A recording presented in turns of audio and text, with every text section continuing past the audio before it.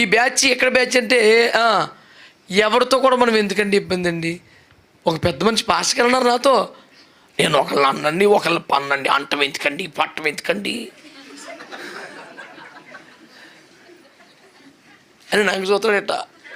Dialogue కొట్టంటే నీకే రే ఇది నీదే, నువ్వు అందరినీ కెలుగుతావు, నీకు ఎందుకురా, అందరితో కలిసిపో.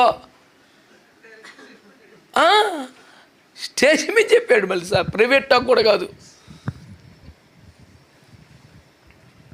ఎందుకండి అందరి జోలికి వెళ్ళటం, నేను ఒకళ్ళని అన్నండి ఒకళ్ళు తప్ప అన్నండి.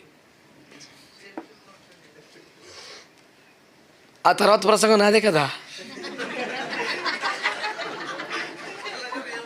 అదే సమస్య లేదు.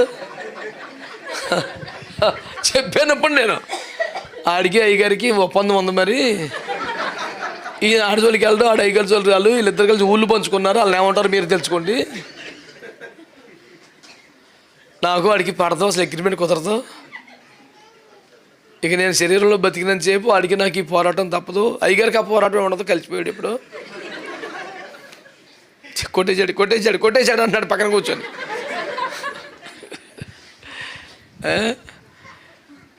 మరి మళ్ళీ మాటలు వాళ్ళకి ఎంతసేపు వాళ్ళ వాక్యం ఏదండి, నాకు ఏదో ఉంటుంది. మన ప్రసంగంలో ఎక్కడో తగిలేస్తుంది ఏదో, అది కడుపులో పెట్టుకుంటాడు. ఎప్పుడైనా చేయి మీద దొరుకుతాడని కాపు కాశాడు.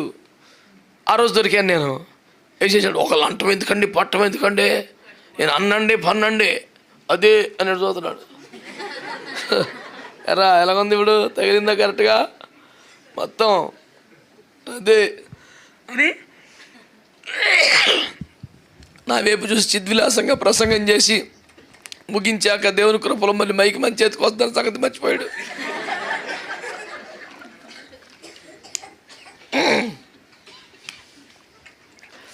దేవుని కృపలో మనం అమర్యాదగా, దూషణగా, అవివేకంగా, కుసంస్కారంగా మాట్లాడడం కదా.